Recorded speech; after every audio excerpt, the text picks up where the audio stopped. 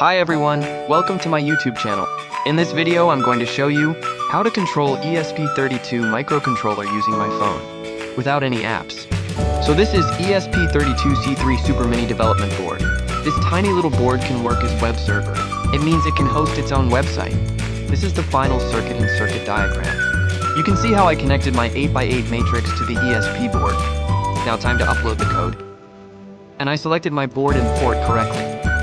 I enabled the serial port over USB. It allows me to watch the serial monitor. After I uploaded my code to the ESP32, you can see the IP address shown on the serial monitor. Now let's move to the phone. On the phone Wi-Fi, I can see my ESP32. After connecting to the ESP32, open your phone browser and paste the IP address shown on the serial monitor. This is the web page. Hosted on the ESP32, provides on and off control switches. Now I can control my ESP32 using my phone. This is a very fun project for IoT beginners.